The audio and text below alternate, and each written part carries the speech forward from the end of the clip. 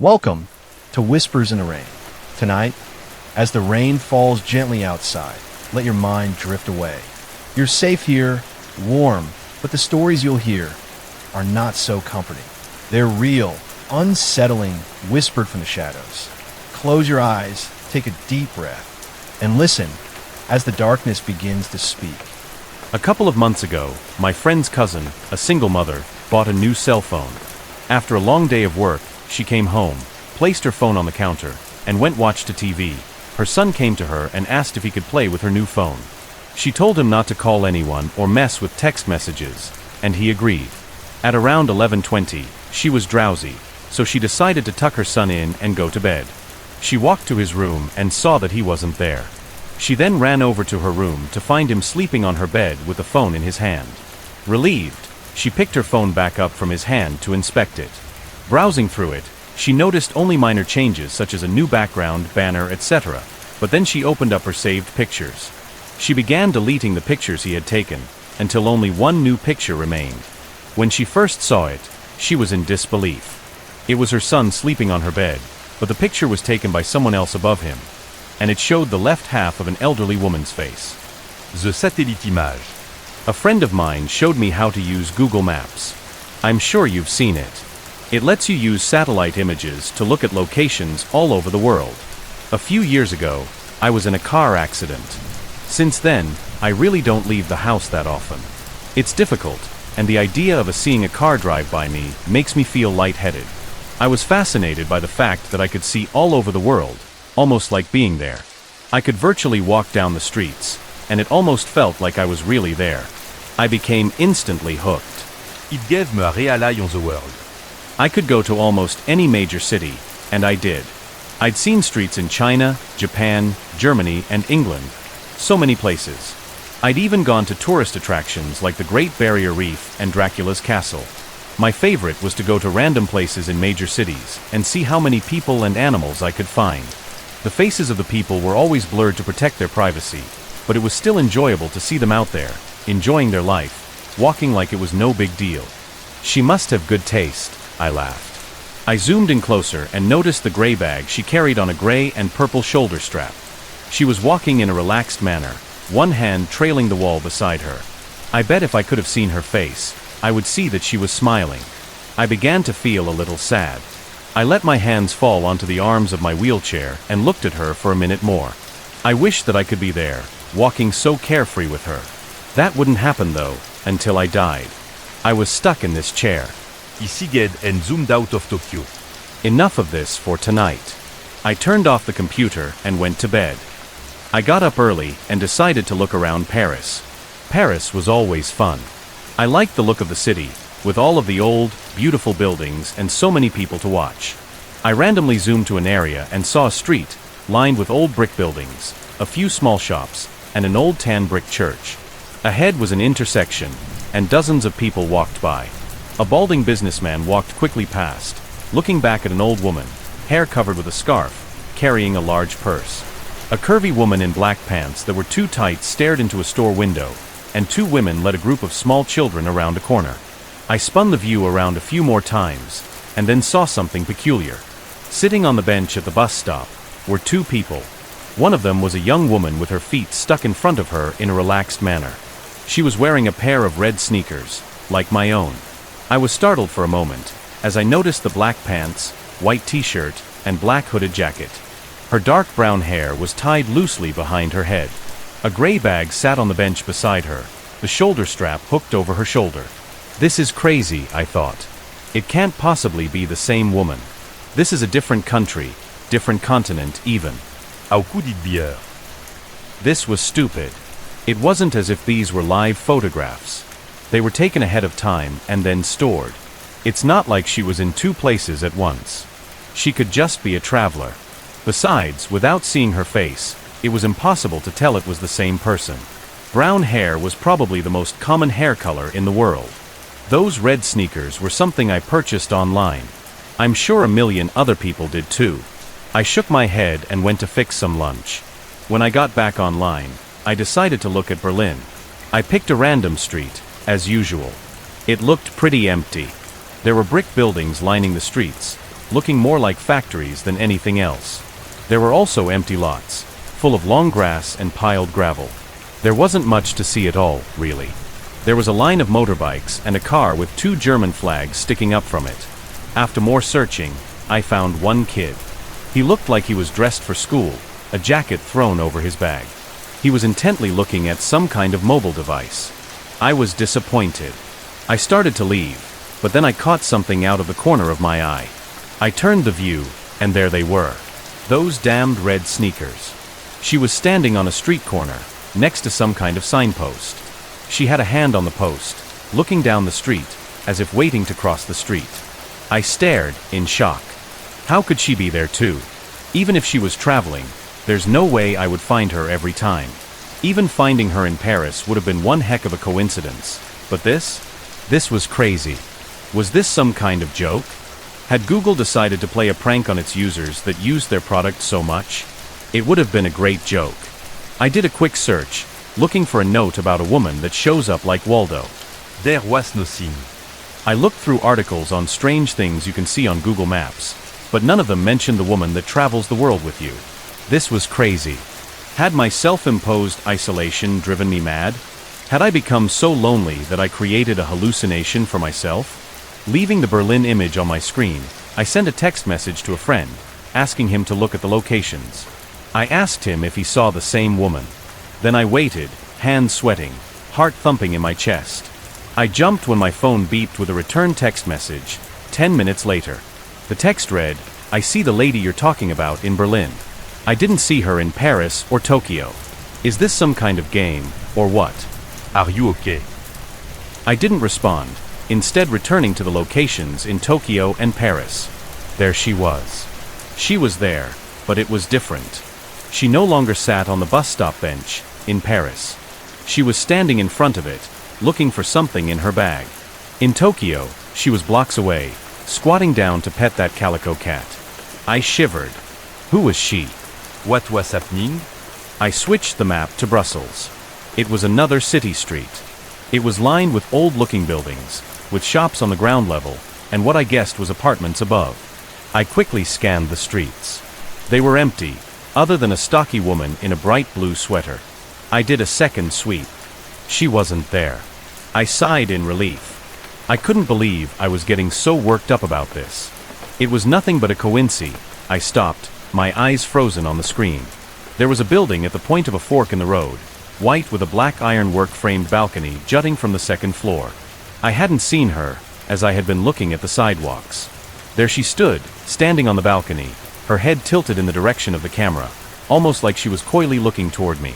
My breath caught in my throat. I switched to Sydney.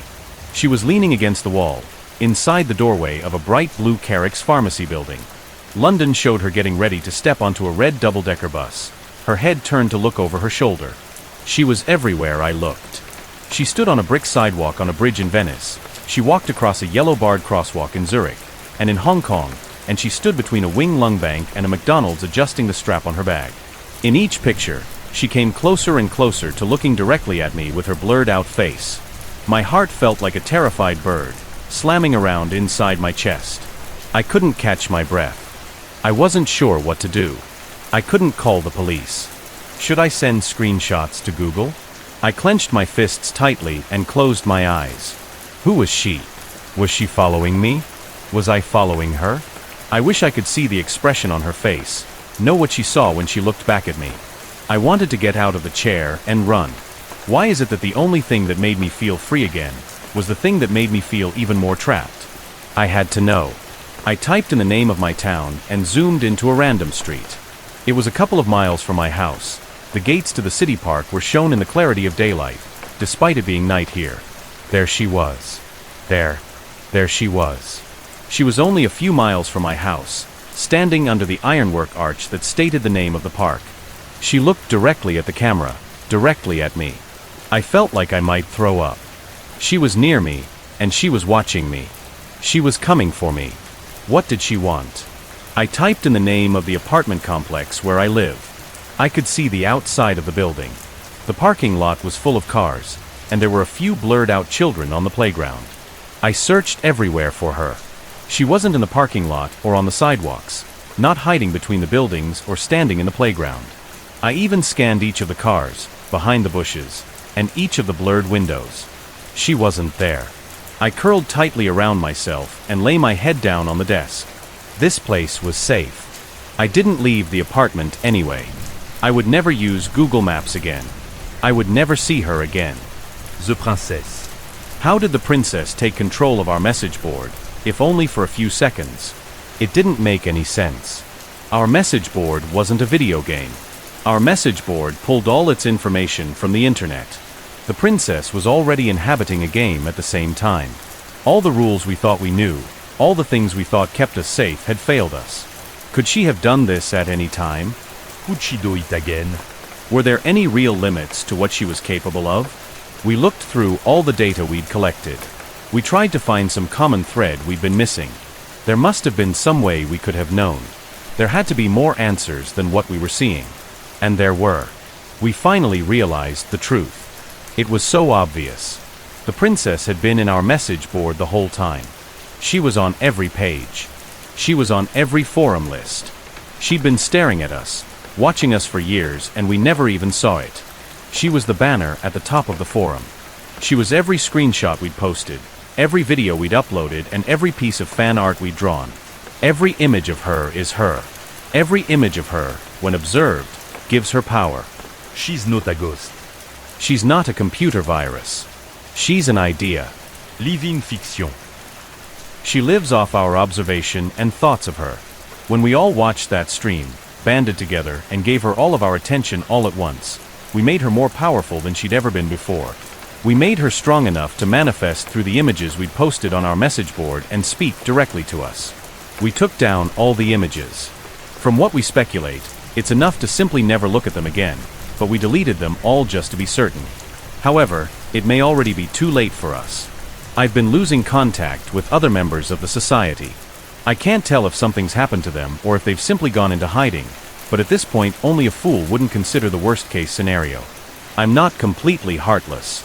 I know she's fighting for her survival now. For her, being forgotten is death. She does what she does in the hopes of keeping her memory alive. To that end, perhaps my telling her story to the world is a small act of mercy. Maybe the thoughts I've lent her will ease her pain somewhat. I don't know, but either way that isn't why I wrote all this. What I've told you could put you in great danger, but it could also save your life. You're a target now, and in the months and years ahead she may well come for you, but I've also given you all the knowledge you need to keep yourself safe. Do not try to fight her. Do not try to talk to her. Do not try to outsmart or trap her. Don't investigate. Don't try to understand. Don't try to be a hero. Don't try to be her savior. It is my sincere hope that I've given you all the answers you want, so you won't make our mistake and try to investigate further. There is one and only one thing you need to do to be safe. If you see her, turn off the game. The shadow. I didn't know that's what it was called until much later. I was living in a house in Laguna Beach that had been there since the 1920s. In its history, it had been a speakeasy, a brothel, and a house for smuggling illegal immigrants. One day, my new wife and I were having an argument. I can't even recall what it was about.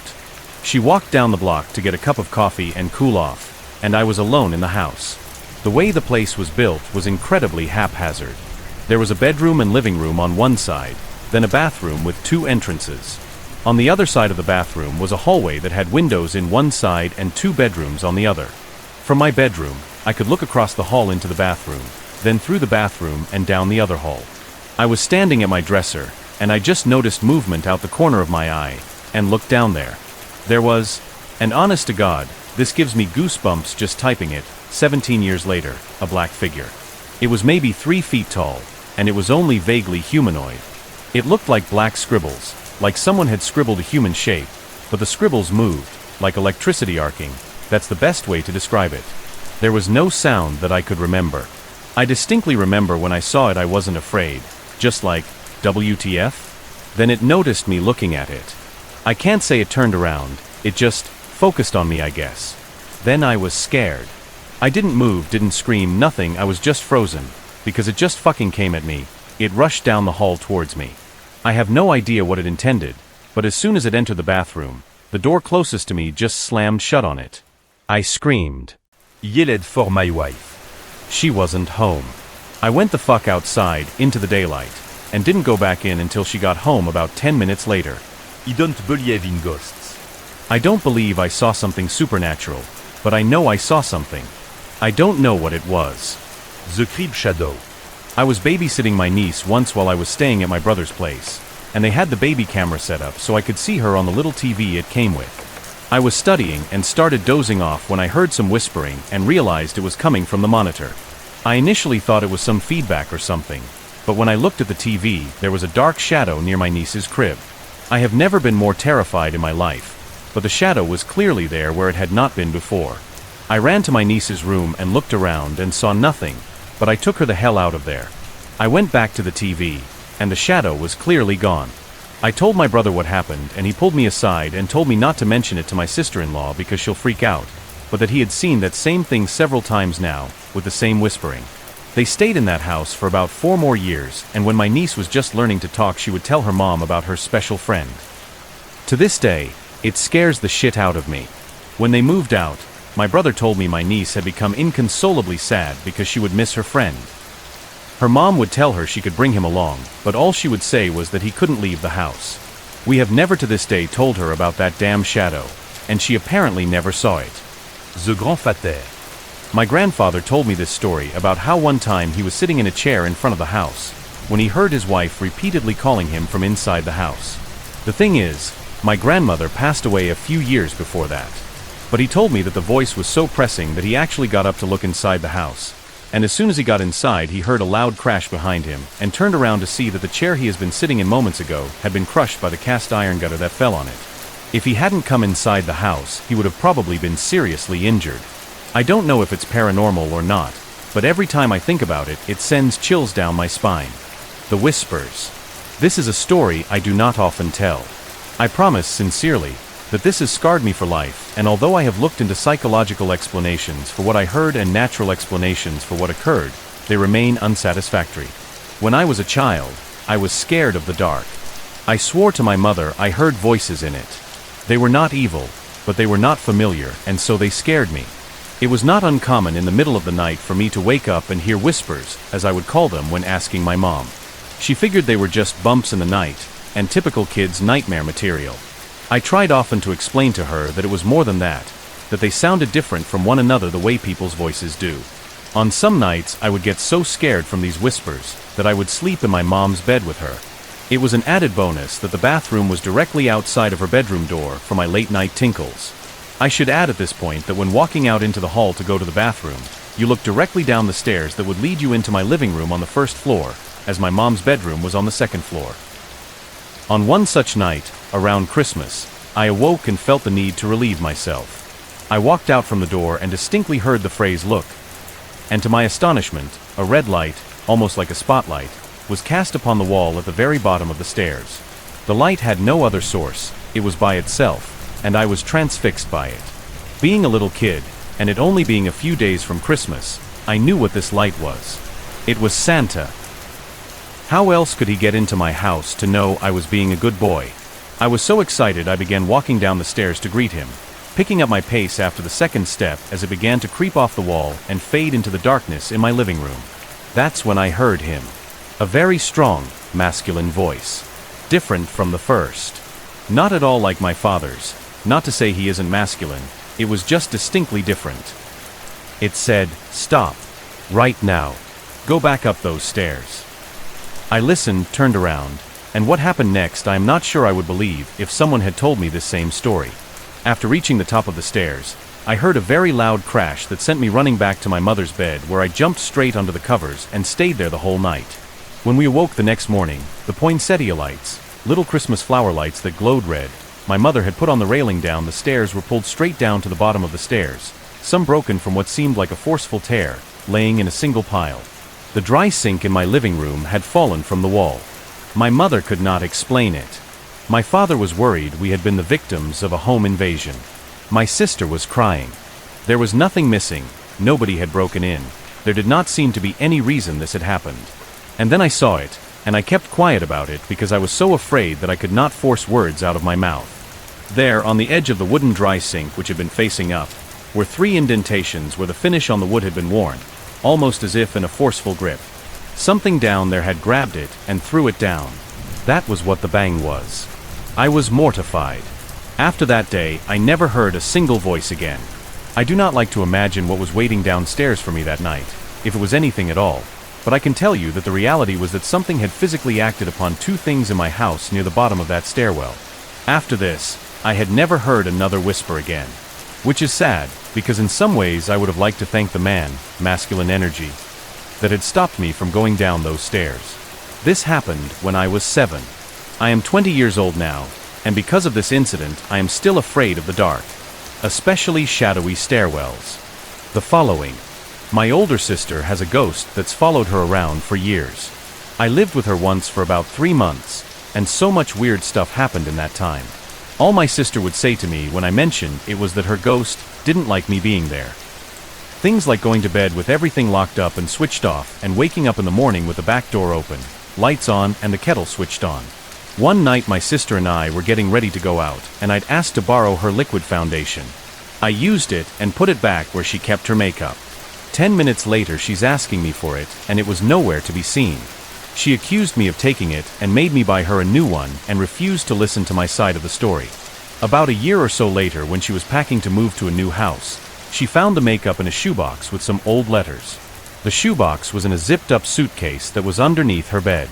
But probably the most scared I ever felt was one afternoon when I was the only one in the house, which never happened as 4 other people lived there. I'd arrived home from work and headed straight to the bathroom. All the doors/windows etc. were closed. I was standing in the bathroom and started squeezing a pimple on my chin when a female voice in the hall said, "Stop picking your zits." It was loud enough and sounded real enough, and at the time I thought it was my sister. So I laughed, told her to fuck off, and asked what she was doing for dinner. No answer. I stuk meg out into the hall. No one there. I searched the house top to bottom, and there was no one home. I sat out on the front porch until someone else got home because I didn't want to be in there alone. The rocking horse. One night, when I was maybe 10 to 12, I had trouble falling asleep. My bedroom was the entire top floor of our house, with my bed and such being on the left side and storage closets, and a play area being on the right. I was lying in bed when I heard a noise from the other side of the room and see a rocking horse begin to rock. It was sitting just outside one of the storage closet doors. It proceeded to rock its way halfway across the room and stopped dead under the ceiling light. At this point I was freaking out and just buried my head under my blankets and never peeked out again until morning. It was all confirmed to not be a dream, as the rocking horse was still in the middle of my room when I woke up. Furthermore, I got a stern reprimand from my parents for being up out of bed playing with my toys well past my bedtime. Their bedroom was directly below the storage closet/play area and had heard the creaking of the ghost bro. My house was built in 1904. It is a single-family home, wood frame setting on a concrete block foundation. I have been living here for about 12 years. Of all the weird things that my siblings and me have seen or heard in this house, this one event is my favorite. This happened to my brother. About 10 years ago, my brother and his best friends had started a garage band playing mostly Spanish rock, alternative music, but in Spanish. His friends could only get together on Sunday afternoons. They would practice into the early evening, and they would usually call it quits by 8 p.m. This was the time I usually showed up and went to bed, because I worked the graveyard shift. This happened in late fall, so the days were getting shorter. They had just finished a long session when the decision to head to someone else's house came about. My brother handed his car keys to his buddy so they could load up the equipment. Everyone had filed out of the basement, but the tricky part was that they needed to walk all the way to the back of the basement, up the back stairs, through the kitchen doorway, down the hall into the living room and out into the front porch. Everyone was outside sitting in my brother's truck waiting for him. My brother was walking up the back stairs when he remembered that he had left his pancakes in a to-go container sitting on a speaker in the basement. He made the decision to go back. Now the basement is not clean, with full sight lines. There had been partitions made, and the boiler and main heating unit are right smack in the middle. So after my brother walks back, he is about to retrieve his food container, when out of the corner of his eye he sees it. It is a shadowy figure, right at his peripheral vision. This feeling of dread and uneasiness washed over my brother. We had been taught that if you are in the presence of a spirit or ghost and you felt a bad vibe, to say quick prayer or to cuss at it. My brother chose the latter, He basically just told it, "Hey, fuck you, I don't have time for this shit." My brother started to walk to the back of the basement and briskly up the stairs, closing doors and turning off lights as he was walking out. The last light switch is on the opposite side of the front door. Luckily, the door was open and the light from the street lamp was flooding the living room with its amber light. My brother said he felt something at his back, but at no point did he turn around. As he flicked the last switch, the living room went dark, as did rest of the house. As he stepped out, he pulled on the door, closing it behind him. Still holding his food container in one hand, he jogged down the few porch steps. He walked towards the front gate. Our house resides far from the main street, essentially having a large front yard but no rear garage. As he closed the gap between himself and his friend-laden truck, he kind of smiled and thought things over in his head, mad at himself for spooking out when there was no reason. He climbed into the driver's side of the truck, putting on his seatbelt and getting ready to pull out of the parking spot directly in front of the house, when one of his friends asked, "Hey, wait, what about your brother? Isn't he coming with us?" My brother answered, "What do you mean? He went to work early tonight. He is already gone. Do you see his car anywhere?" The next question they asked, "So then who was walking behind you when you were leaving the house?"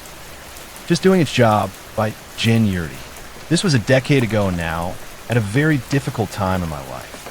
I had moved to Northern California from the Pacific Northwest for grad school, living in a shitty studio provided by the school with too much stuff in it. No real chance to make friends yet.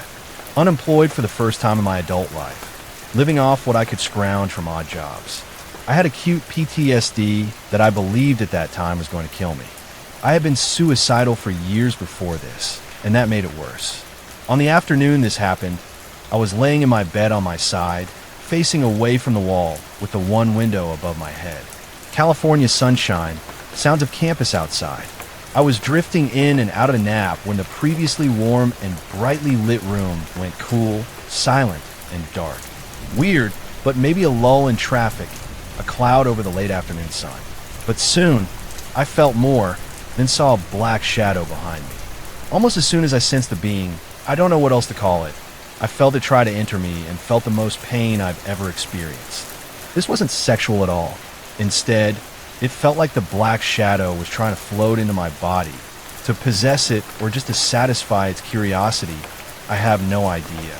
But it hurt so badly, like every cell in my body was on fire.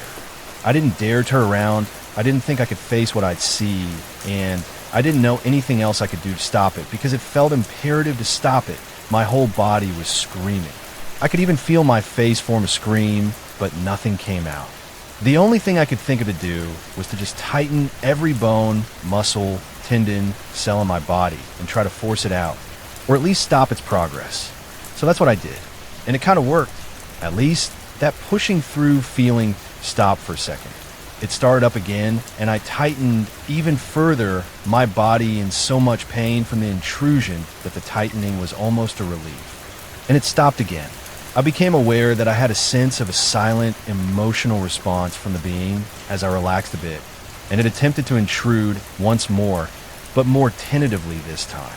I tightened once again, and I felt this sense of confusion from the being as they withdrew their hand, body, from mine.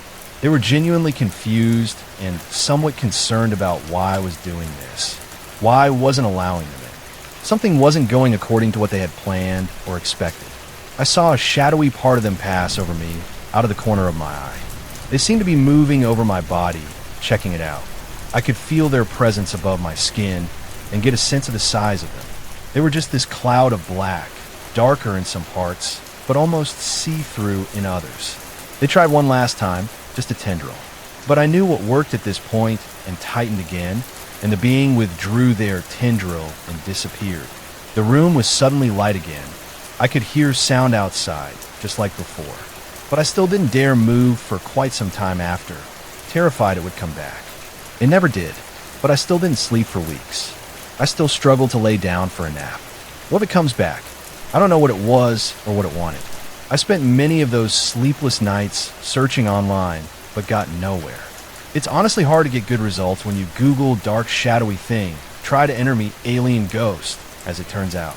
It seemed like most people would think it was sleep paralysis or hypnagogic hallucinations, but I've read about all of those, and it doesn't fit what I felt. I could move enough to tighten. I could feel my face make expressions. I could move my eyes. And I could feel it, feel its emotions, which felt very simple, with no malice at all. Like it didn't want to hurt me, and it was really puzzled that it realized or suspected it had. It seemed like the being expected me to be asleep and this is what it really felt like, dead. I don't know if on my suicide attempt that year wasn't supposed to have been survived and I got on some sort of list, but got spared somehow. Or maybe someone a few apartments over was a few minutes late to their final exit because their ride was delayed by me. Or if it was an alien of some kind. It definitely did not feel human in any way. I truly hope I'll never meet it again until it's my time to go. But I honestly wish it well. It scared the absolute crap out of me, but I really don't think it meant to. Its actions, whatever they were meant to do, felt remarkably simple and neutral. Like it was just doing a job and corrected its mistake when it realized it. The job was just possession. My rural neighborhood is home to a large feral cat population, and I always keep food and water out for them on my deck. Last spring, I woke up in the middle of the night to use the bathroom. I sat down to pee and looked out the window, which has a clear view down over the deck. Looking down at the deck, I saw a large figure at one of the bowls. I was half asleep, and it was quite dark, though there was some ambient light from our garage. And at first I thought it was a raccoon, or a giant skunk, or maybe even a coyote. Then, with the most skin-crawling sense of horror, I realized it was a human man crouched on all fours, eating cat food out of the bowl with his mouth. A whisper yelled to my husband with, I guess, enough panic in my voice that he immediately got up and came into the bathroom without asking why I was whisper yelling for him at 2 a.m. and kind of spluttered and pointed out the window. He looked out, and I could see the same reaction play out over his face in the few seconds it took him to realize what was going on. It's a large cat. No raccoon. No coyote. No WTF, it's a human. I called 911 and told the dispatcher there was a strange man on our porch acting suspiciously. Ma'am, he said, what do you mean suspiciously? I told him there was a guy eating cat food out of a bowl with his mouth. No hands, on the back deck. He said he'd send a patrol car right over. Meanwhile, my husband tiptoed downstairs to get a baseball bat from the closet, and I continued peeking out the window to keep an eye on the dude, barely believing what I was seeing. At some point, I suppose he must have stopped eating. There wasn't that much food out to begin with, and unless he was eating kibble by kibble, he would have finished very quickly. But he remained in the same hunched, crouched position over the bowl, the back of his head and his face obscured by the hood of his sweatshirt. Then, with the most skin-crawling sense of horror, I realized it was a human man crouched on all fours, eating cat food out of the bowl with his mouth. After what felt like hours, but was actually more like 5 or 6 minutes, we saw headlights approaching from down the road. Our visitor must have seen them too, because he got up, easy as you please, walked off our deck, and disappeared into the shadows at the edge of the yard. We had a cruiser parked in our driveway for the rest of the night, and the next morning installed motion-activated lights and a camera. We took the cat food off the deck at night for the rest of the month. We haven't had an unwelcome visitor again, but I will always be afraid of looking out the window in the dark and seeing a man instead of cat. My cousin was shot and killed in the late 90s. He was very young, only 21, a victim of mistaken identity. He and I got along well, and I loved him, of course, but we weren't particularly close, so when I started dreaming of him constantly, it was unnerving and very draining. Years passed. I got married, had a son, moved a couple of times, but I'd still have very lucid dreams of him. It was exhausting. One afternoon, I fell asleep on the couch in our living room while my son played quietly on the floor. My husband had night school, so he didn't get home until 9 or so it was just our son and I that were home. At some point, I realized my son had stopped playing. We just stared at each other. There was a strange sort of tension in the air. While I napped, I had one of those very lucid dreams. I was napping on the couch, but knew he was approaching our house. I knew, in the dream, that he was dead. The knowledge filled me with a paralyzing feeling of dread. I couldn't move and was very afraid as he walked up our driveway. I could see his shadow walking past the front windows, saw his silhouette through the frosted glass of our front door. In my dream, my son, only a toddler, saw him and stood up and began to approach the door. I couldn't call out to him, wore him away. My son babbled, and my cousin cocked his head at the sound. Somehow, I was able to move, and I enveloped my son in my arms and silently pleaded with my cousin. "I'm so sorry, Stephen, but please, please. I can't. Please go. Please just go." I saw his shoulders slump, and he turned away. I felt terrible, but the fear would not let up. I peeked through the window beside the front door and saw him walking away, turning the corner by our garage, and then I startled awake. I looked around outside, through the window. All was normal. My son was still playing on the floor. Everything was okay. I picked up a book I'd been reading to take my mind off my disturbing dream. At some point, I set it down and realized my son had also stopped playing. We just stared at each other. There was a strange sort of tension in the air, a ringing in my ears. Suddenly, there was a loud crashing sound. Our glass screen door had shattered. Too Cold by Yael Cohen. I know that what I'm about to tell you sounds like a classic spooky story trope, but it truly happened, and to this day, my husband and I still can't figure out what we saw that night. Late one freezing cold February night, some 25 years ago, we were coming home from visiting friends. The fact that it was cold is important. It was about 10 degrees Fahrenheit and the cold was biting. We were on the last mile to our house, and it was around midnight. We took a left off the Old State Highway onto a narrow half-mile-long road that winds past a tidal marsh. The first tenth of a mile of that road is creepy even in broad daylight because of the stillness and hush and the trees hanging overhead on either side. At this time, a developer had built homes along the second half of this road, and that's where you hit the first street light as the road begins to climb. Prior to that point, the road is pitch black, and you need to put your high beams on. Just as we emerge from the dark and reach the first street light, we see her. Up ahead of us, walking in the same direction we are driving, is a woman strolling slowly up the left-hand side of the road, lit up by her headlights. Her back is to us as she climbs the hill. Her long blonde hair flows down her back, and she's wearing a diaphanous dress or nightgown that you can see the shape of her body through in the headlights. No winter coat or hat. And this is what chills me to the bone. She's barefoot. She is strolling up the street as leisurely as if it were a warm July night. My husband, who is driving, turns and looks at me with shock on his face. And we just kept driving. Neither of us looks over our shoulder back at her as we pass her. We are irrationally afraid to. What if she isn't there when we look back? When we got home, just 2 minutes later, we raced into the house, turned on all the lights, and talked about what we had seen. We tossed around every rational explanation we could think of. She was sleepwalking. She was mentally ill. She had an inability to experience cold or pain.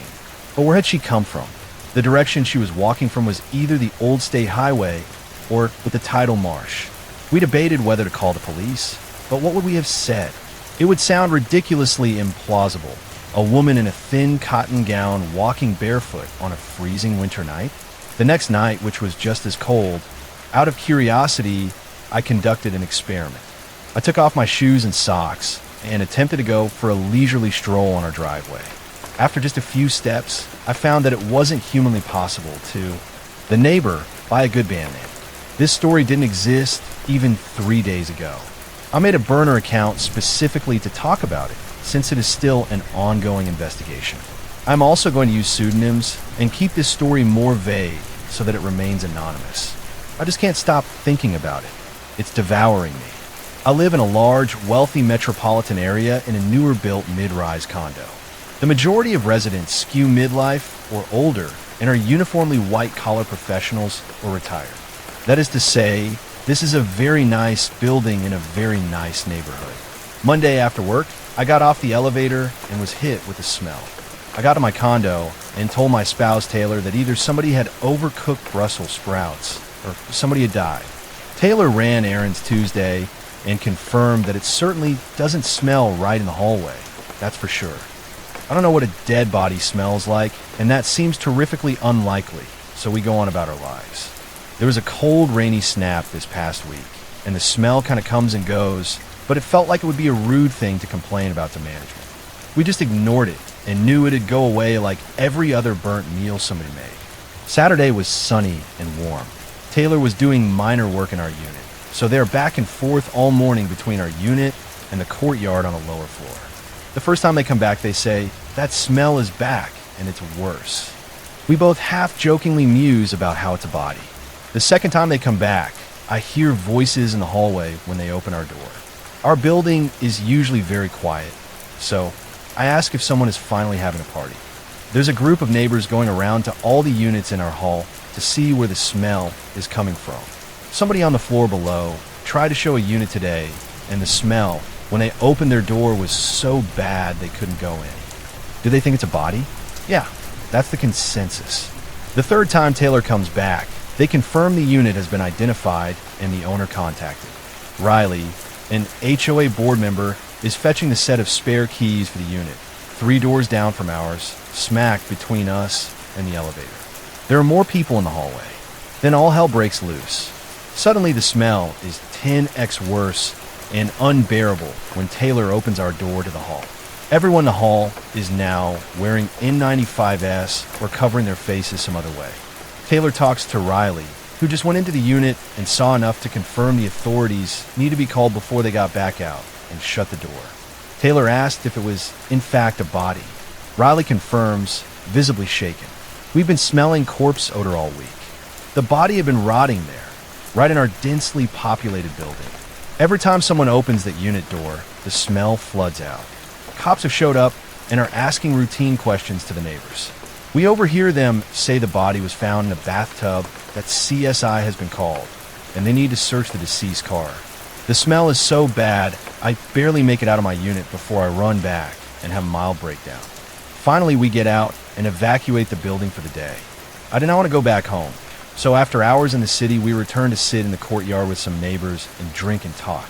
A few are pulled to be interviewed. The cops want their doorbell camera footage to try and determine when the deceased was last seen alive. We watch as CSI flashbulbs go off from the unit. The police in the building are wearing respirators now. The unit below, it has all its windows open to air out. We decide to go to dinner. We leave the building and run smack into the corner. I badge them in and hold the door for the gurney and body bag. 7 hours after the discovery was made. It would be freaky enough if that was the end. It's not. All the usual questions aside, why did no one notice they were missing for more than a week? Did they not have a job? Family? Friends? Strange details start emerging. The deceased was a 1-bedroom renter in our building since it was built 18 years ago, the past 9 years in the unit where they died. According to Corey, who shared a wall with the deceased and who knew them cordially but not enough to know their last name, they were a retired military veteran, and there was hardly any furniture in the unit, just a single chair in the main room, no table or anything. Riley confirmed this and also told us there was a handwritten note on the refrigerator. In case of emergency, call the VA. Yesterday, a resident ran a background check on the unit and shared it with me. The resident was in their mid-50s, not exactly die of old age to me. They did live in our building all this time, and in a few states before that, back to the early 1990s. But all the known associations are people who live in states far away. In fact, none are even remotely in our area. Their LinkedIn is sparse, though it does show current employment, that we assume is out of date, as Corey believed they were fully retired, and a military history. But there are no interactions, and the contact info links back to the LinkedIn page itself. So what did they do for the last 18 years? Nothing? Met no one.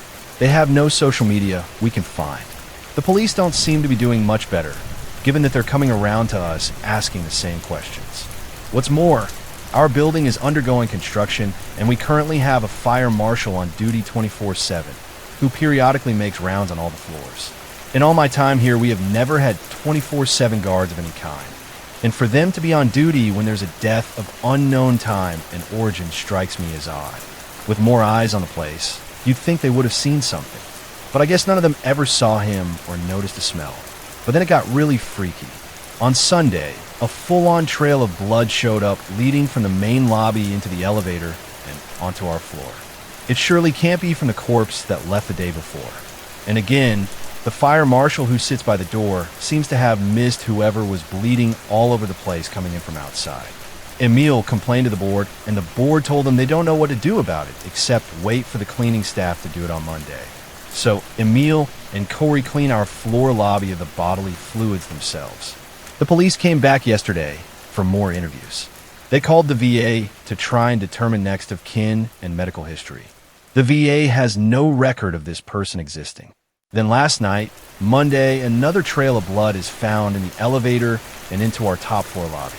The board president sends a building-wide email asking people to please clean up after themselves, or they will pull the security footage, which is likely already happening, given the suspicious death.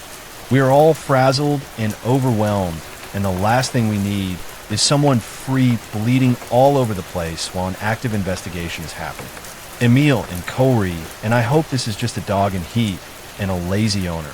But then why isn't the blood showing up more than once a day? The unit is still an active crime scene until detectives can determine a time and cause of death. There is still no next of kin to be contacted for the deceased. I don't feel afraid or unsafe. But everything in our hallway feels so open-ended and unresolved right now. Who is this person? I know Occam's razor says they were probably just someone with no friends who kept to themselves and lived alone and had a heart attack or aneurysm or something sometime last weekend and didn't have anyone in their life to wonder why they hadn't been heard from in a while. But even if the saddest possibility is the most likely, what is with the in case of emergency note and the VA having no knowledge or record of them? And it doesn't explain the multiple days of blood in the elevator either. I'm really shaken by this whole experience. First from realizing what I was smelling all week, and then realizing how utterly sad it all is. But still, pardon the pun, something stinks to high heaven about it. I don't know who they were before they died. Apparently none of us did. I hope we get some answers soon. But until then, there's just an eerie feeling in our part of the building. I can't stop thinking that except to pay their landlord every month, it's like they never existed at all. The kayaking trip by March 6786. 4 years ago, my husband and I took an anniversary trip to the Upper Peninsula in Michigan. It was early-ish pandemic days, and the opportunity to be free of the tornado of constant home/work/parenting a toddler was as great as the lakes we'd hoped to explore. We split the trip into two parts, one part outdoorsy, one part relaxation. We started out kayak camping on Lake Superior, just off Pictured Rocks National Lakeshore. We had a remote campsite out on Grand Island that we would paddle to in our sport-level, inflatable kayak, carrying all our food and gear for 2 nights. The paddle to the campsite had been challenging, but doable. We were medium-level kayakers, so after about 3 hours of travel with some poking around the island mixed in, we were very ready to settle in. The campsite itself was stunning. It faced a large bay that then opened out on a Lake Superior, beautifully framing the horizon in a way that felt almost fake. Off in the distance, you could barely make out the edge of Pictured Rocks. The wolves howled and laughed throughout the night as we sat around the fire, the woods around us lit only by glow lighting. After a beautiful first night, we woke up with the shining sun to enjoy the view, shake off the boxed wine hangover, and drink coffee before heading out to adventure. We made a loose plan to kayak towards Pictured Rocks, which involved a short, open water crossing that was potentially treacherous, but worth it to get to where we wanted to go. To our surprise, we nailed the open water crossing in a little over an hour. It was challenging, but the famous Lake Superior waves proved manageable, and our arms withstood the power of the current. We spent the rest of the day poking along the coastline, taking in the breathtaking rock formations and arches, soaking up the sunshine, and stopping at various beaches for exploration and snacks. At around 3 p.m., we decided to head back to the campsite to get settled in for the evening. As we stood on the beach plotting our way back, we noticed that the rental kayak bros were busy hauling all the kayaks up to a shelter. We figured since it was late September, they were likely closing early due to a light end-of-season day. The tourists had also slowly trickled away, and we were left mostly alone. There were 2 options for heading back. The first was to go back the way we came along the coastline and then repeating the same open water crossing we had done that morning. This would also take us against the current, meaning we'd be working a lot harder and adding time when we didn't necessarily have the daylight to spare. The second option was to take a straight line through a much larger open water crossing back to the island, which we could see plain as day ahead of us. It would be a much shorter and direct route. In our eagerness to get back to camp and still feeling ourselves over how well we've been doing, we chose option 2. We started out and were feeling strong as we paddled along. The waves were picking up a bit, but that was to be expected once we got to the open water.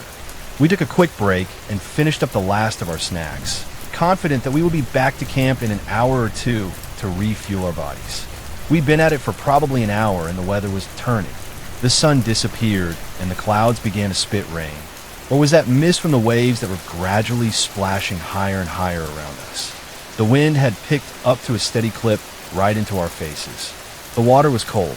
I can't pinpoint exactly when I realized we weren't moving forward anymore, but I remember looking over at the rocky coastline far to my left and realizing the particular rock that I'd been tracking for a while had not moved even a little. It was still in the same spot it had been the last time I looked at it, and the time before. We were silent, neither of our stubborn asses ready to admit that we may have gotten in way over our heads. We plowed on. Another hour passed. Or was it 2? The minutes really did turn into hours as we kept paddling and paddling forward and getting seemingly nowhere. I was positioned in the front of the kayak, trying to keep us moving as much as I could, but the wind had other ideas. I scanned every direction and there was nowhere to go that would allow for a safe landing. There was a rock wall on one side and thick brush on the other, both options very far in the distance. There was not another boat in sight. My husband pulled out his phone, but had absolutely no signal. We kept paddling. My husband was in the back, working his hardest to steer us in a straight line. At one point, he shouted to me over the din of wind and spray, "Give me your water bottle." I obliged without question and turned enough to see him open it up and dump its contents into the lake. "What the fuck are you doing?" I screamed, my survivalist instinct to ration our water having kicked in somewhere along the line. I then saw why he needed it. He was sitting in about 6 inches of water. 60-degree, late-season Lake Superior water. And he'd been in it for what was likely about 2 hours, or was it? Since he was heavier than me. It had all pooled around his end, and I hadn't noticed it.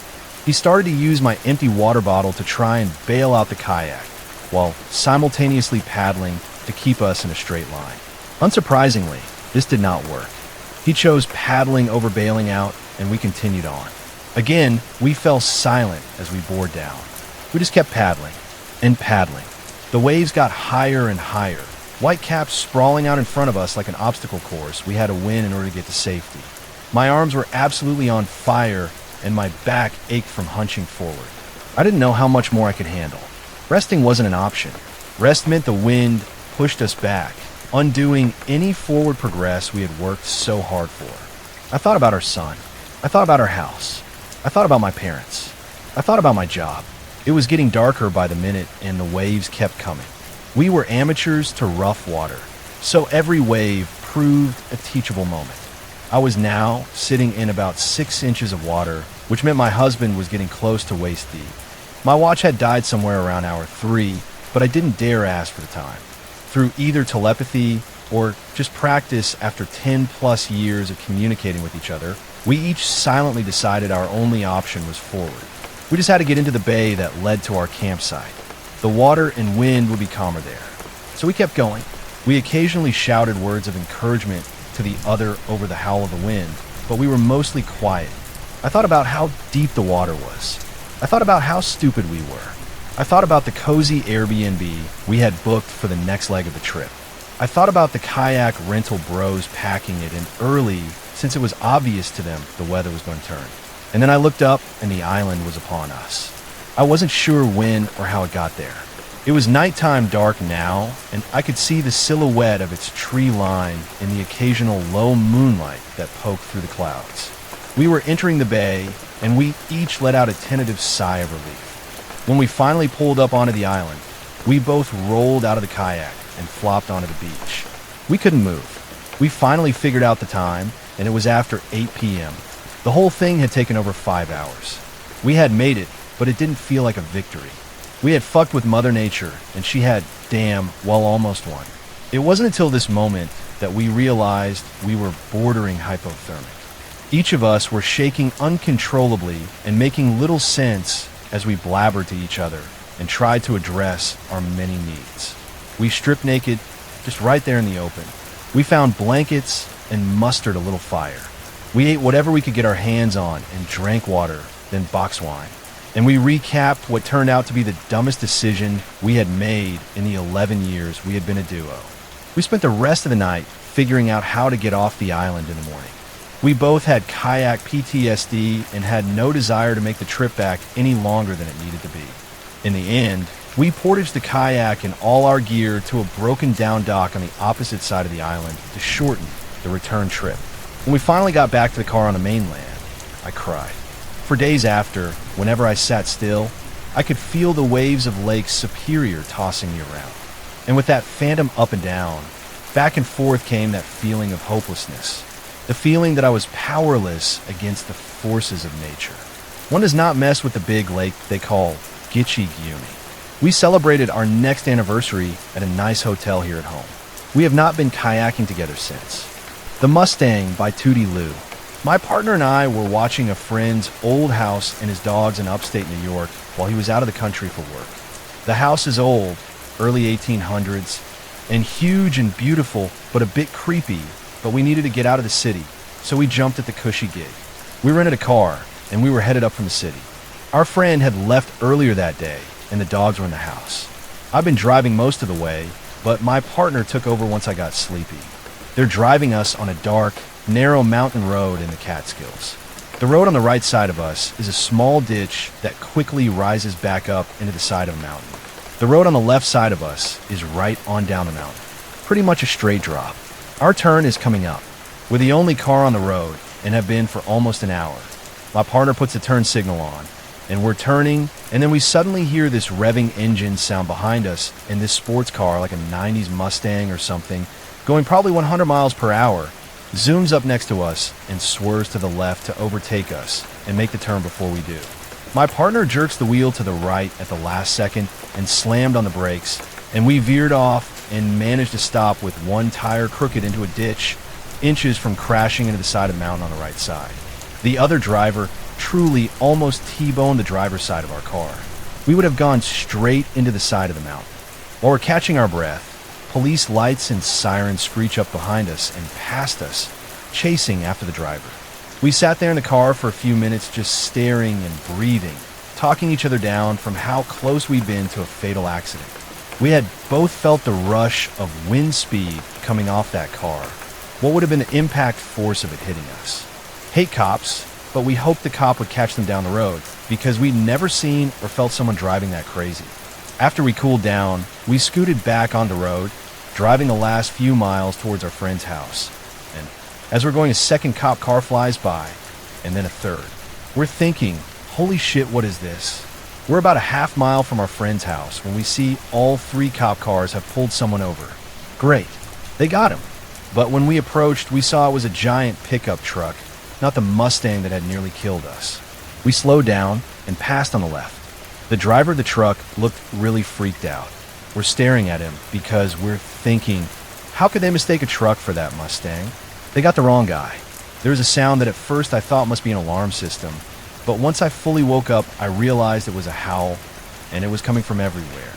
We went a bit further, and we're approaching our friend's house up the road on the right.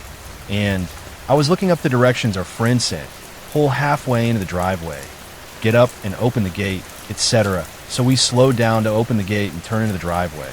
And just as we slowed down to pull in, on the other side of the road, parked, we saw the Mustang. It was sitting right in front of our friend's house on the road with the door open, and there was a person in it. I panicked and barked at my partner to not slow down, to keep driving, because for a second I had this thought, don't let him see you go in this house. But we were already turning into the driveway, and I had to step out of the car and throw the gate open, and I kept telling myself, don't look at him, don't look, but I did, and he was looking right at me from inside the lit car. I can't tell much about what he looked like. White guy, middle-aged maybe, but his expression, it was this blank stare of determination. Like he couldn't see me fully, but right before I turned away, I thought he gave me a kind of snarl.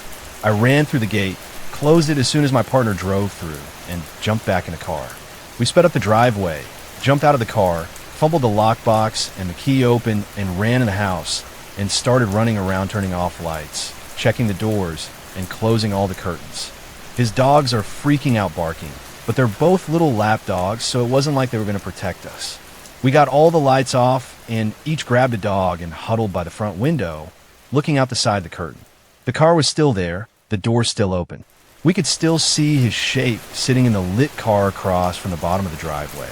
And the thing about this gate to the driveway, it doesn't lock. It's just a little wooden country gate with a drop latch. He could easily come up to the house. We watched the light in the car at the bottom of the hill from the window for maybe 2 hours. We kept wondering where the cops were, why they pulled the other guy over when it was clearly this guy who was the psycho, and how long he would sit there across from the house, until the lights simply shut off. We think. Neither of us was 100% sure, but we kept going over it, and neither one of us saw or heard it drive away. Logic won, though, and we convinced ourselves we must have missed it driving away, and it was just a reckless, drunk driver who eventually headed home. We were both exhausted, so we decided to just get the dogs and pile in a bed in an upstairs bedroom. We were too freaked out to sleep on the ground floor and try to watch a dumb movie to calm our nerves. The bedroom was in the front of the house, and every once in a while I would see something out of the corner of my eye through the upstairs window and think it was the light in the car coming on again. But when I actually turned to look, there wouldn't be anything. So I'm proud to say we eventually fell asleep to Mighty Ducks 3. We both woke up at the same time a few hours later. It was maybe 4 a.m., and every light in the room was on, and judging from how lit the yard was out the window, every light in the entire house was on. We had turned every light off before we went to sleep because we were terrified of someone seeing in. And there was a sound that at first I thought must be an alarm system, but once I fully woke up, I realized it was a howl, and it was coming from everywhere. It sounded like it was coming from the walls and the floor and the ceiling and bed all at once. The tiny dogs were barking so hard, they actually sounded kind of vicious. I just thought, he's here. We had gone to sleep with the only weapons we could find in the house tucked under our pillows. My partner had a dull kitchen knife, and I had a hammer. We grabbed them and started to get out of the bed, and then the light started to move. First, the 2 ceiling light bulbs and the 2 lamps started passing it around our room.